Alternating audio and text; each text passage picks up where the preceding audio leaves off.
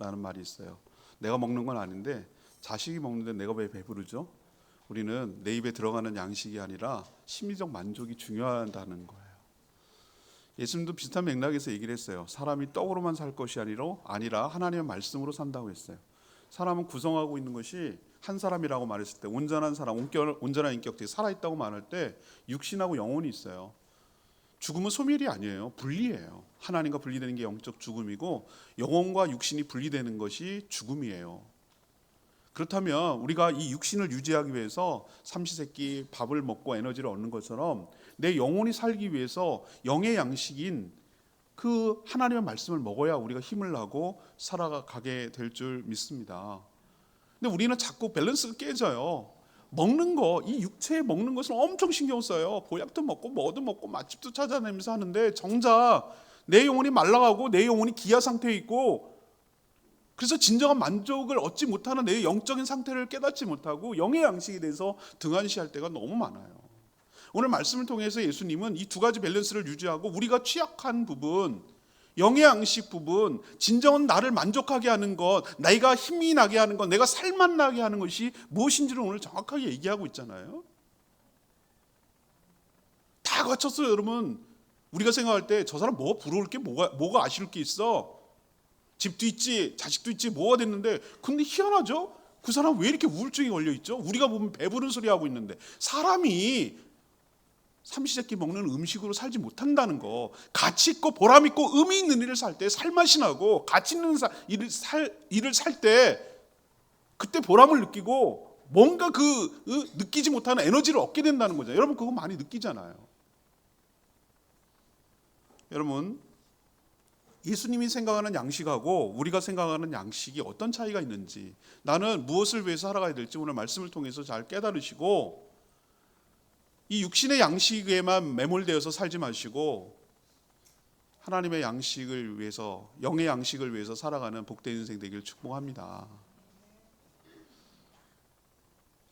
오늘 첫 번째 예수님이 뭐라고 그러죠? 뭐가 예수님의 양식이라고 오늘 얘기를 합니까? 34절 보세요. 여러분 성경을 저라 말씀을 들으실 때 성경을 펴놓고 하세요.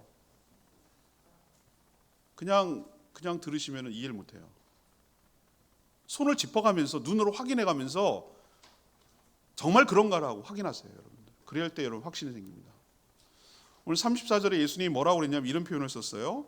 나의 양식은 나를 보내신 이의 뜻을 행하며 그의 일을 온전히 이루는 이것이니라. 여러분 아멘입니까? 양식이 우리가 생각하는 그 양식이 아니죠. 오늘 무슨 라면 먹었어, 오늘은 무슨 돼지 국밥 먹었어, 이런 개념이 아니잖아요. 예수님이 하시는 말씀이 나를 보내신 이의 뜻을 행하는 것, 그리고 그 일을 온전히 이루는 것, 이게 자기의 양식이래요. 거기서 에너지를 얻는데요. 우리랑 차이가 나도 너무 많이 차이가 나죠. 제자들도 그랬어요. 지금 이 말이 나온 맥락을 여러분이 좀 분위기를 어떤 문맥 속에서 나오는지는 알아야 돼요. 지금 요한복음 4장은 사마리아 여인과 대화하는 가운데 지금 이 얘기가 나오는 거거든요. 예수님이 예루살렘에서 사역을 마치고 북쪽 고향인 갈릴리로 가기 위해서 보통 유대 남자들은 요단강을 건너서 삥 돌아가요. 왜? 사마리아인 만나기 싫어가지고. 그만큼 앙숙이었어요, 둘이. 우리랑 북한보다 더한 것 같아. 서로 피해요. 인사도 안 해요. 같은 식당에 같이 밥 먹으면 서로 피하고 들어가지도 않아요. 그 정도로 서로 사이가 안 좋았어요. 근데 예수님은 의도적으로 사마리아 땅을 통과하셨어요. 지름길이라서 그런 게 아니라 오늘 요한복음 4장을 보면 수가성, 사마리아 수가성과 그 동네 사람들을 구원하기 위해서 일부러 의도적으로 했다는 걸 알겠어요. 예수님이 전체 집단적으로 다 모여 그래갖고 집단적으로 복음을 전하실 때도 있어요. 그렇지만 한 영혼에 집중해서 그 영혼을 통해서 많은 영혼들이 구원받는 식으로 영혼구원의 역사를 일으킨다는 걸 오늘 보여주잖아요.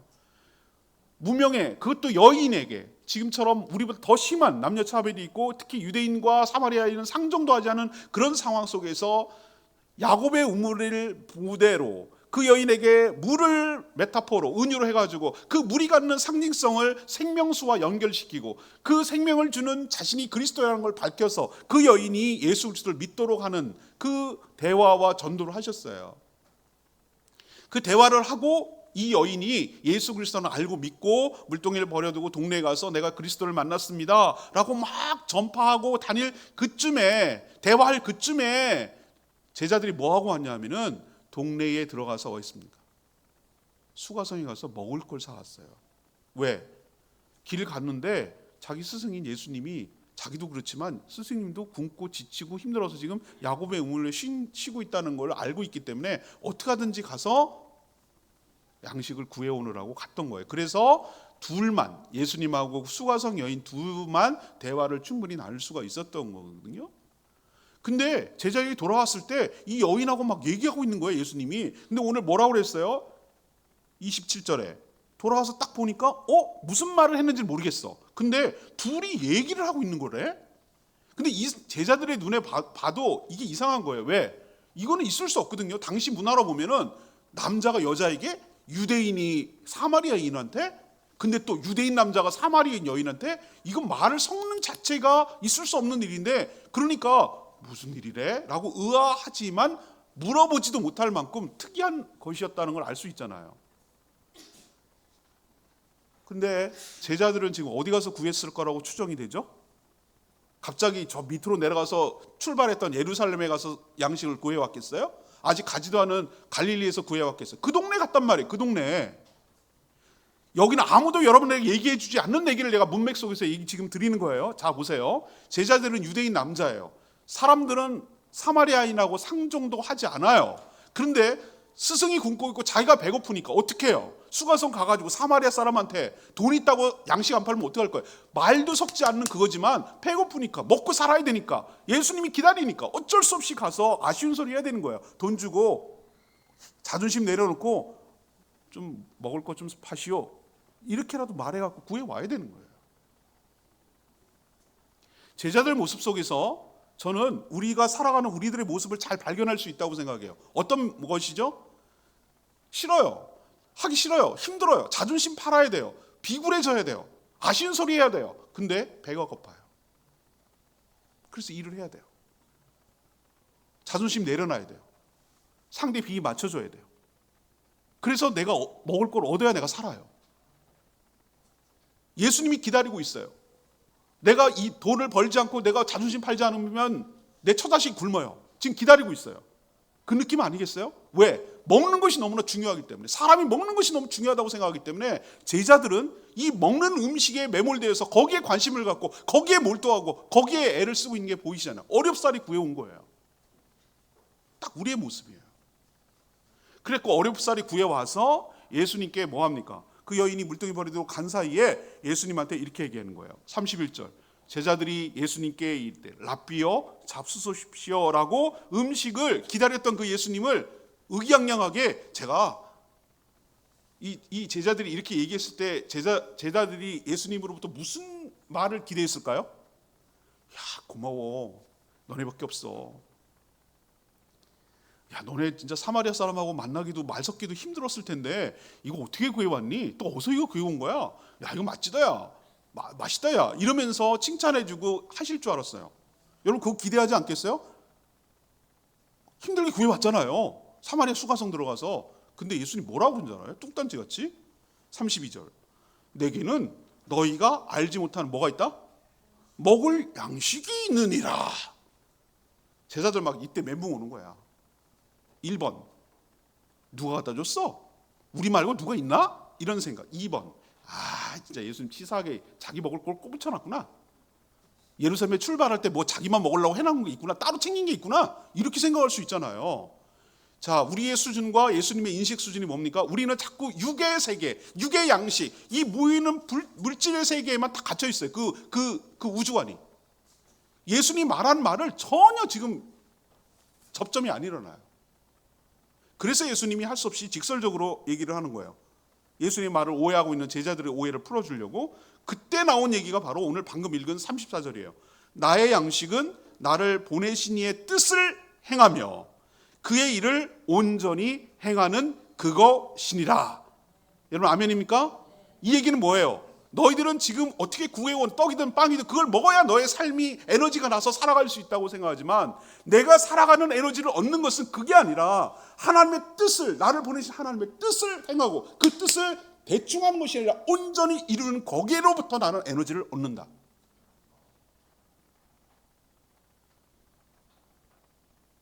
그 하나님의 뜻이 뭡니까? 지금 방금 했던 거.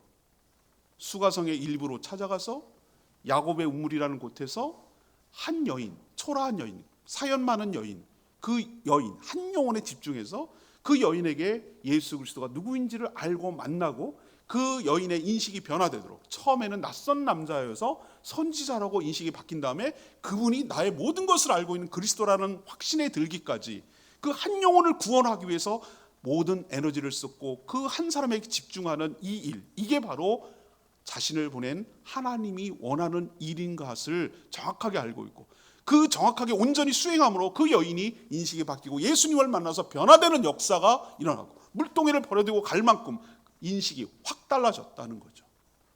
동네 사람들 만나지 않으려고 밤 난 12시에 사람 피해가지고 왔던 그 여인이 동네에 들어가서 복음을 전하는 사람으로 바뀔 만큼 한 영혼을 구원하는 데 집중하고 그 영혼을 구원하는 데 힘썼다는 거죠. 거기가 그런 일을 하는 것이 예수님이 자신의 양식이라고 말하는 거죠. 거기로부터 힘을 얻고 에너지를 얻는다는 것이죠.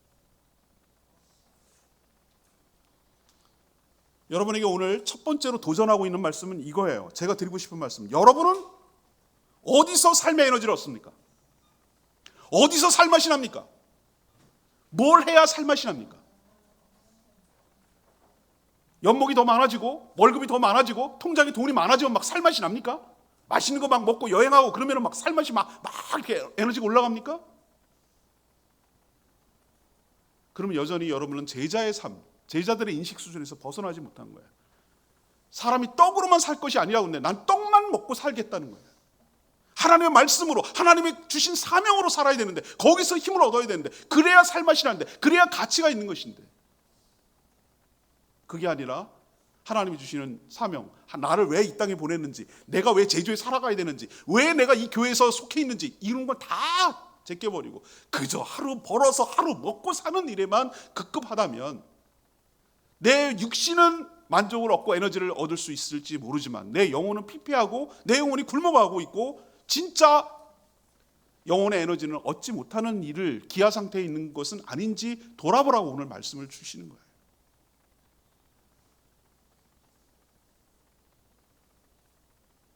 여러분, 제가 언제 막 기쁘고 좋을 것 같아요. 막 행복할 것 같습니다.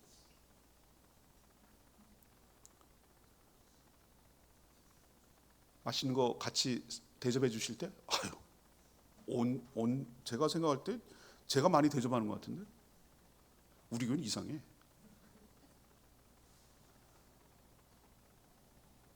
그래요. 그때도 행복하고 좋아요. 감사하고요. 저한테 막 선물 주실 때 주지도 않아요. 근데 그래도 그때도 좋아요. 그런데 여러분이 정말 제가 기뻐하는 포인트를 모르시는 거예요. 연고라고는 일도 없는 제주에 와서 뭐 하나님 입장에서 뭐 수고해도 수고라고 말하기는 부끄럽지만 아무튼 지금까지 사역하면서 17년째 들어갔어요 지금. 그런데 여기서 하면서 정말 힘들고 어렵지만 한 영혼 한 영혼을 붙들고 씨름하고 양육하고 구원하기 위해서 애썼는데, 그 복음을 전한 복음을 통해서 그분이 예수 그리스도를 믿게 됐을 때 그 기쁨은 이루 말할 수 없어요. 그분이 세례를 받는 것 감격스러워요. 예수 영접 모임할 때 예수를 믿게 됐다고 고백하고 실제로 영접하고 변화된 삶을 살아가는 모습을 바라보는 것이 밥 안 먹어도 배부르단 말이 난 뭔지 알 것 같아요. 내가 가치 있는 삶을 사는구나. 하나님이 내가 제주도 보낸 일을 소홀하지 않고 감당하고 있구나. 밥값하는구나. 하나님 앞에 섰을 때 부끄럽지 않겠구나.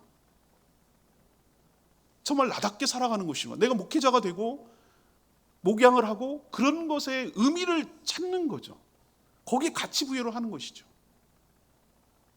여러분도 하나님이 나를 왜 이 땅에 보냈지? 왜 제주에 여기 보냈지? 왜 연동서부 교회에 소속돼서 소속된 교인으로서 이렇게 살아가도록 신앙생활을 했지라는 것을 좀 잊어버리지 않고 그 궁극적인 목적, 한 영혼을 구원하여 주님의 제자 삼는 일에 나를 쓰시려고 이 땅에 보내셨고 나를 여기에 속해 있다는 것을 잊어버리지 마시고 그 일에 매진하시고 그 일에 관심을 가지시고 거기에 몰두하시고 그 일에 힘쓸 때 사람이 밥을 먹어서 힘이 나는 것이 아닌 살맛이 나는 삶의 가치를 느끼는 삶의 보람을 느끼는 세상이 주지 못하는 그 힘을 얻는 힘이 거기로부터 나온다는 거 여러분 기억하시고 여러분 주신 사명 따라 소명 따라 살아가는 복된 인생 되기를 간절히 축원합니다. 두 번째 우리의 양식이 되어야 될 것은 뭐냐? 영적 추수의 시급함을 깨닫고 일에 동참하는 거예요. 이게 우리가 힘을 얻고 보람 있고 살맛 나게 하는 거예요. 제자들에게 오늘 35절에 뭐라고 그러냐면 이렇게 얘기해요. 넉 달이 지나야 추수할 때가 이르겠다 하지 않았느냐? 이거는 아까 말했던 밥으로 입으로 들어가는 이 육신으로 들어가는 양식과 똑같이 눈에 보이는 추수를 말하는 거예요. 우리도 보면 지금 겨울보리가 자라고 있어요. 저는 사진 찍는 걸 좋아하기 때문에 지금 한 3월 지나고 약간 누래집니다. 4월쯤 되면 늦어도 5월 안에는 뭘 해야 되냐면은 겨울보리를 추수해야 돼요. 지금은 파릇파릇해요. 제가 지난 주에도 비전 트립 하러 막 애들 데리고 다니면서 했는데 뭐라 그런지 알아요? 보리를 보고 여기 잔디밭이 되게 넓네요 이러는 거예요. 그래서 모르니까 무식하니까 그런 거지 모르니까.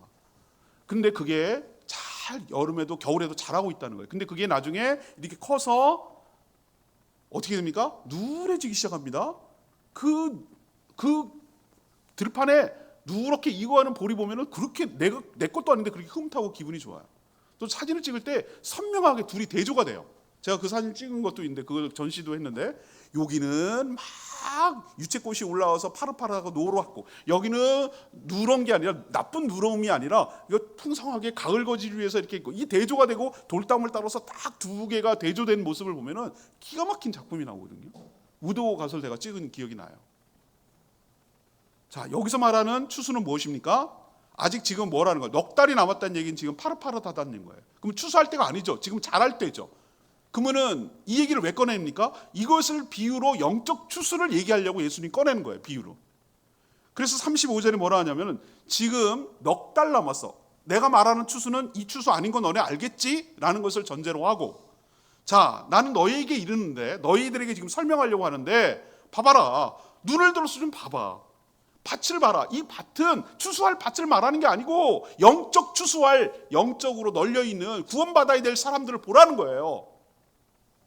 희어졌지 않느냐. 희어졌다는 얘기는 누래졌지 않냐. 지금 추수할 때가 됐지 않냐. 저거 놓치면 안 된다. 다 썩고 떨어지고 그래서 결실을 맺을 때 누군가는 해야 되지 않겠냐. 이게 안 보이냐? 라고 얘기하는 거예요 지금.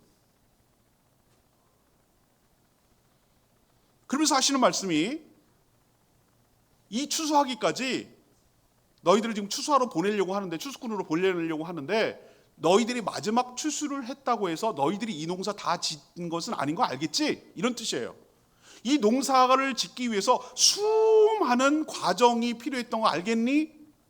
누군가는 파종을 해야 되고 누군가는 거름을 줘야 되고 누군가는 농약을 쳐서 벌레를 제거해야 되고 또 누구는 잡초를 걷어들여야 되고 이런 수많은 공정을 해서 최종적으로 이 열매를 거두지만 이 결실을 했다고 최종적으로 거뒀던 사람이 다 갖는 것이 아니고 이 수확이 있기까지 했던 수많은 사람들이 함께 이익을 나눠 갖는 거 여러분 알죠? 그렇게 예수님이 얘기하는 거예요. 우리도 귤 하나 지을 때 보면은 아니면 구자 당근 할 때 밭에 가서 보세요. 저 그 사진도 찍었거든요. 밭고랑에서 여러 사람들이 여기 엉덩이 깔고 앉아가지고 아낙네들이 앉아가지고 다 심고 거두고 하는 일을 하는 걸 이렇게 고랑을 갖다가 쫙 직선화되어 있는 것을 사람이 노동하는 모습을 크로즈업 해가지고 딱 찍으면 얼마나 멋있는 작품이 되는지 몰라요.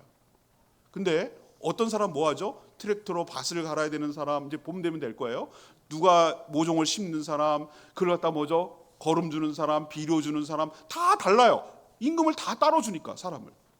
그러나 이런 모든 과정들이 협력하고 동역하고 해서 최종적인 수확이 오는 것이죠.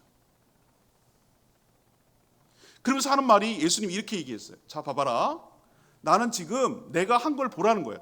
자, 예수님 뭐 했죠? 방금 그 여인을 통해서 한 명을 구원했는데 그 여인이 뭐 한 거예요? 추수꾼이 되어서 지금 어디로 돌아갔어요?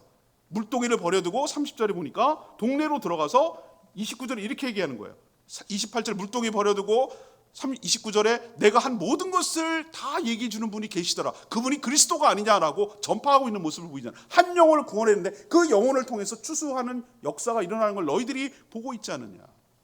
그리고 39절 보세요. 그 여인 때문에 수가 사마리아 사람들이 예수를 믿는 사람들이 많은 사람들이 예수 그리스도를 믿게 되었다. 이게 바로 추수의 샘플을 내가 너희들한테 보여주는 것이에요.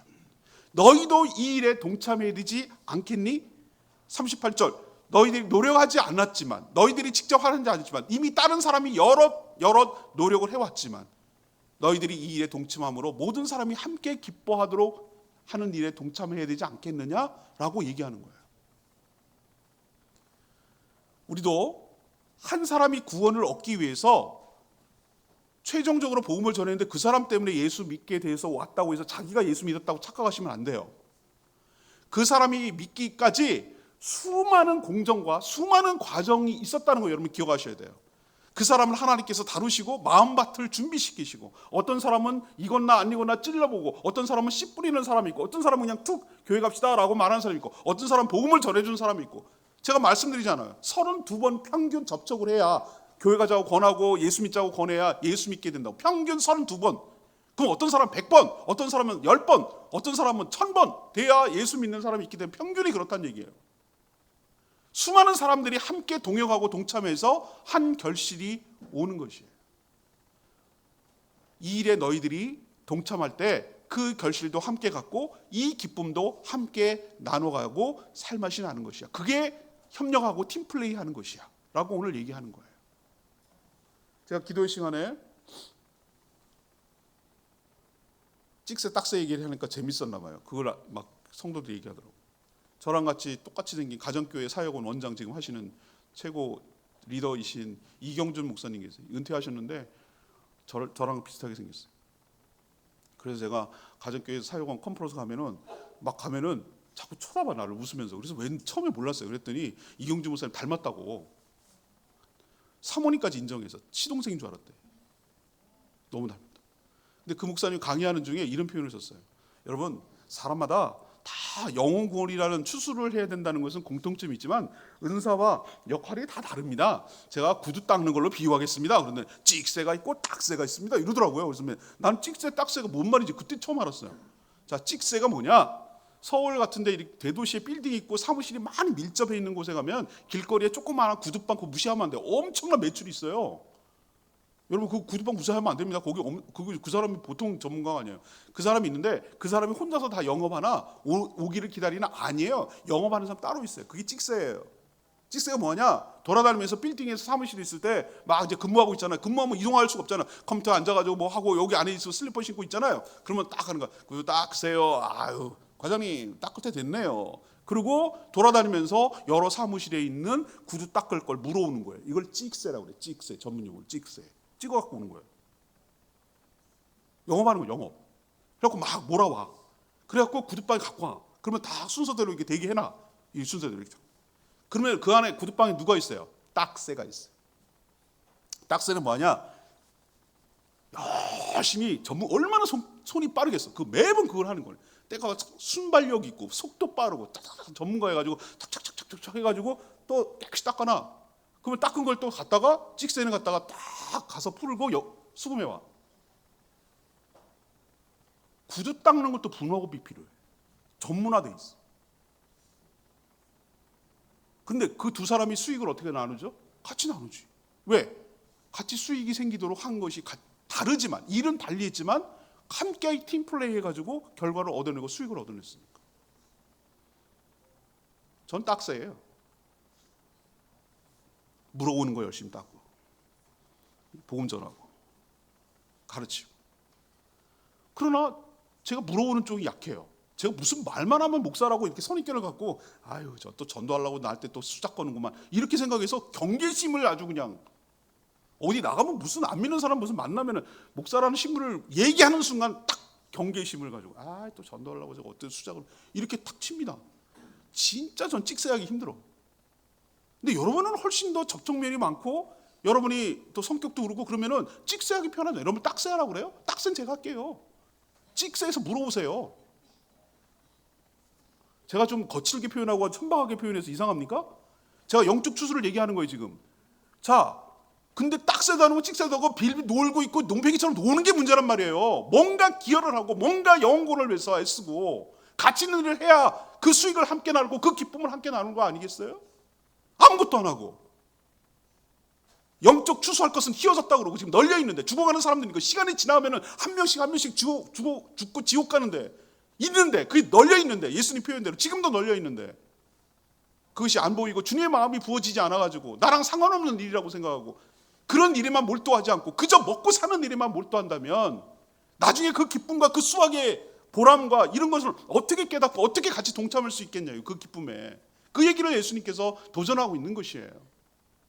은사도 다르고 역할도 다르고 내가 지금 있는 포지션도 달라요. 그렇지만 뭔가 어떤 공적이든지 영적 추수를 위해서 내가 어느 분야에 들어가든지 어느 과정에서 끼어들든지 내가 그 일에 협력하며 동역하며 함께 일을 해나갈 때 팀플레이를 할 때 주님의 일에 동참하는 것이고 그 기쁨에 동참할 수 있는 누릴 수 있는 권한이 생기는 것이고 실제로 그 열매를 함께 누리게 될 줄 믿습니다.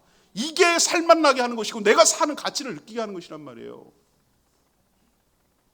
제발 자기만을 위해서 살지 마시고 주님의 나라를 위해서 주님의 마음을 가지고 주님이 뭘 원하시는지 그걸 좀 깨달으시고 영적 추수하는 일에 한 영혼을 구원하는 일에 협력하며 동참하며 기여하며 함께하는 저와 여러분 되기를 소망합니다. 이게 살맛나고 에너지를 얻는 양식이라고. 세 번째 얘기는 복음의 증인이 되어서 구원으로 인도하는 것입니다. 한 사람이 변화하기 위해서는 예수님을 인격적으로 개인적으로 만나야 변화합니다. 그분이 예수님이라는 사실을, 그분이 나의 구세주라는 사실, 그분이 그리스도라는 사실을 확실히 믿고 영접하게 될 때 변화되고 그 변화된 사람으로 인해서 다른 사람이 전파된다는 것을 수가 여인을 통해서 우리는 알 수가 있겠어요. 이목을 피해서 12시 정오의 물 기르러 여러 가지 위험을 노출해가면서 왔던 그 여인이 오늘 보니까 28절 물동이는 우리처럼 희귀해서 또 살 수 있는 흔한 것이 아니라 자기 삶에 있어서 굉장한 중요한 삶의 도구였는데 그것도 내팽개치고 그것도 중요하지 않다는 거죠. 그러고 나서 동네에 들어가서 내가 그리스도를 만났다라고 그렇게 피했던 그 동네 사람들을 갖다가 이렇게 당차게 확신을 가지고 전할 수 있었던 건 예수님을 만났기 때문이에요. 예수님을 만나지 않으면 절대로 전할 수 없어요. 여러분 명심하세요. 내가 전도 못하는 이유는 뭔지 아세요? 정직하게 내가 말씀드릴게요. 예수님 안 만났어요. 확신이 없는 거예요. 내가 저분을 전해드릴 이유를 모르겠고 내가 안 변해서 내가 진짜라고 내가 찐을 만나지 않았으니까 그걸 남한테 자신 있게 소개 못하는 거예요. 어떤 사람이 영업 잘하지 아십니까? 내가 이 제품에 확신이 있어야 돼요. 그게 진짜는 안 되는 세일즈 하는 사람들은 내가 파는 것에 확신이 있어야 돼요. 그러지 않으면 못합니다. 그리고 내가 하는 일의 보람과 내가 하는 일의 전문성을 느껴야 돼요. 내 스스로가 그래야 돼요. 그런 만큼 실력이 있고 확신이 있어야 돼요. 그러지 않으면 못합니다.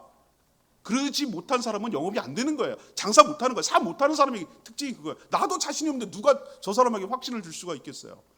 근데 확신이 없으면 찐을 만날 때 진짜라는 걸 내가 믿어야 될 때 그게 가능한데 이 여인은 믿었어요. 왜? 저분이 나의 모든 것을 알고 있는 그리스도가 맞다라는 거예요. 그렇기 때문에 이렇게 자신 있는 사람으로 바뀌는 거예요. 진짜를 만났으니까.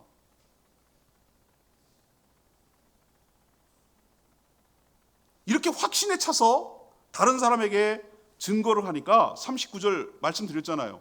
여자의 말이 내가 모든 것을 그에게 말하였다 증언함으로 내가 행한 모든 것들을 그 사람이 다 알고 있더라. 그리스도가 맞더라 라고 증언하니까 그 수가성 동네에 있는 사람들이 다 나와서 예수 그리스도를 믿는 역사가 있었어요. 이것도 대단한데 이 여인 때문에 어떤 일이 벌어졌냐면 40절에 보니까 사마리아 수가 사람들이 예수님을 어떻게 했습니까? 우리 동네에 좀 머물다 가시지요 라고 청한 거예요. 유대 남자를 사마리아 사람이. 그래서 이틀 동안 머뭅니다. 예수님 지금 무슨 일을 하고 있죠? 그 당시의 통념을 깨고 있잖아요. 고정관념을 깨고 있는 거 보이십니까? 사마리아 사람하고 유대 사람 원수지간이라니까요. 같이 인사도 안 하고 그냥 남보듯이 쳐다보고 간다니까요. 닥소 보듯이. 그런데 지금 이틀 동안 머물면서 그들과 생활을 같이 하고 있어요. 예수님이 사도행전 1장 8절에 뭐라 했습니까? 너희는 온 유대와 사마리아와 땅끝까지 이르러 내 증인이 되리라 라고 명령하셨잖아요. 그렇다면 예수님은 처음부터 어떤 계획을 갖고 계셨는가? 유대인들만 구원하는 데 집중하는 것이 아니라 지금은 유대에 집중하고는 있으나 여기서 생겨난 제자들을 통해서 사마리아를 넘어서 온 유대를 넘어서 사마리아를 넘어서 땅끝까지 증인이 되는 것이 하나님 예수님의 원래 계획이고 하나님이 계획한 것임을 알려주잖아요. 샘플로 보여주고 있잖아요. 수가성 사마리아 가서 이틀 동안 머무셨잖아요. 거기 머무시면서 그냥 관광했을까요? 여기 좋은 데가 어디예요? 맛집 어디예요? 이렇게 하셨을까요? 아니죠. 사마리아 수가성 여인에게 했던 것처럼 복음을 전하시고 본인이 그리스도임을 증거하는 일을 하셨을 거라고 봐요. 그걸 어떻게 할 수 있는가? 41절 예수의 말씀으로 말미암아 사마리아 수가성에 믿는 자가 더욱 많아졌더라. 그리고 고백하는 거예요. 42절 수가성 여인 자기에게 예수 그리스도를 만났다라고 전해줘서 예수님께 나왔던 그 동네 사람이 뭐라고 얘기하냐면 이렇게 얘기하는 거예요. 우리가 예수 그리스도를 믿는 이유는 네 말 때문이 아니야. 네가 과거를 알고 어째서 그래서 내가 예수를 알게 됐어라고 말한 그것 때문이 아니라 누구 때문이라고 말하죠? 예수님을 내가 친히 직접 듣고 그가 참으로 세상에 오신 구세주인 줄 알고 내가 직접 만나서 대화해 보니 이분이 그리스도라는 것을 알고 믿게 됐다. 이게 중요합니다. 처음에는 누군가가 데리고 와야 됩니다. 예수님을 인도하고 소개해야 됩니다. 그러나 중요한 것은 그걸로 믿어지는 것이 아니고 직접 예수님을 인격적으로 개인적으로 만나게 될 때, 예수님을 믿게 될 때 거듭나는 역사가 있게 되고 누구 때문에 믿는 것이 아니고 누구 때문에 시작을 했지만 누구 때문에 믿는 게 아니라 내가 직접 예수님과 1대1로 인격적인 관계를 맺고 1대1 관계를 맺을 때 비로소 변화가 되고 새 사람이 되고 진정한 그리스도인으로 거듭나게 되는 줄 압니다. 자, 그럼 여러분 어떻게 사시겠어요? 나로 인해서 영혼구원의 축복의 통로와 도구가 되는 인생이 가장 가치 있고 보람 있는 일인 줄 믿습니다. 내가 복음을 전하는 통로, 나로 인해서 예수 믿는 사람이 생겨나는 축복, 그것이 인생을 가장 가치 있고 보람 있고 살맛나게 하는 인생인 줄 기억하시기를 바랍니다. 여러분에게 도전할게요. 한번 물을게요. 나 때문에 예수 믿는 사람 한 명이라도 있는 사람, 나 때문에 예수를 알고 믿게 된 사람이 한 명이라도 있는 사람, 하나님이 여러분에게 앞에 설 건데 순서 차이 없이 언자피 이 땅을 살다가 앞서거니 뒤서거니 하면서 다 주님 앞에 설 날이 오고 여러분이 살아온 모든 인생에 대해서 평가받을 날이 올 겁니다.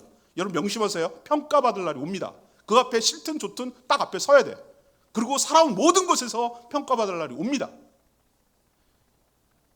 주님께서 묻는 건 딱 한 가지 묻습니다. 우리의 관심과 예수님의 관심이 전혀 다르다는 거예요. 여러분 평가 기준이 뭔지 여러분 정확하게 아셔야 제대로 평가받을 수 있어요. 야, 너 얼마 벌었어? 연봉 얼마인데? 얼마 재산 벌었어?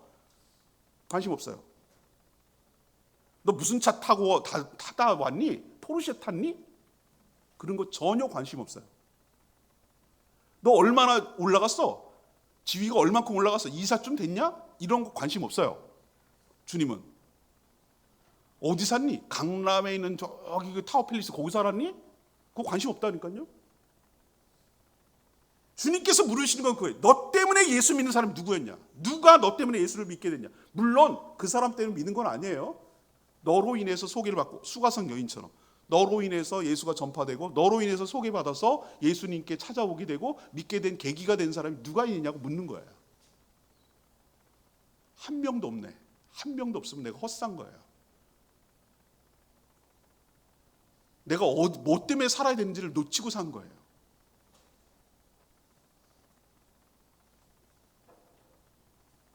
여러분 인생 다시 한번 돌아보시고 나 때문에 예수 믿는 사람이 한 명이라도 있는 복된 인생 살기를 축복합니다. 주님 앞에 섰을 때 부끄럽지 않게 되기를 축복합니다. 내가 복음을 전하는 통로가 되기를 원하고 도구가 되기를 원합니다. 나로 인해서 예수를 믿고 관심을 갖고 호기심을 갖는 사람이 생겨나기를 축복합니다. 수가성 여인처럼 그 동네 사람이 믿어지는 출발점, 촉발시키는 그 여인의 확신에 찬 간증으로 인해서 많은 사람이 주께 오고 주님을 모시고 주님을 듣고, 그래서 예수 그리스도를 믿는 놀라운 역사가 여러분으로 인해서 시작되기를 축복합니다. 이게 잘 사는 겁니다. 이게 양식입니다. 이게 살만나는 것입니다. 오늘 말씀을 결론 내리면 이렇습니다. 여러분은 지금 무슨 일을 왜 하죠? 제가 직업을 묻는 게 아닙니다. 직업은 다 다양할 수 있습니다. 이걸 또 오해하셔가지고 직업 다 때려치고 전도인으로 나서고 신학교 가라는 의미가 아닙니다. 근데 뭘 해도 상관없어요. 근데 그걸 왜 하시냐는 거예요.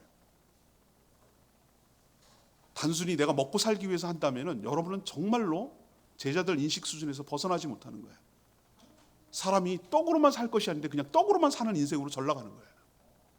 그걸 통해서 믿는 사람, 안 믿는 사람들이 그걸 통해서 나의 직업과 나의 하는 것과 나의 섬김과 내가 모든 일을 통해서, 나의 삶을 통해서 주님께로 돌아오는 일, 영혼 구원에 관련되는 일, 그런 일을 할 때 그 직업이, 그 하는 일이 가치 있고 의미가 있는 것인 줄 압니다. 단순히 먹고 살기 위해서 한다면 여러분은 정말로 육의 양식은 먹고 살지는 모르겠으나 영의 양식은 전혀 관심이 없고 영이 피폐해가고 있다는 걸 여러분 기억하십시오. 여러분도 예수님이 오늘 했던 말 기억하십시오. 34절, 나의 양식은 나를 보내신 이의 뜻을 행하며 그의 일을 온전히 이루는 것이라.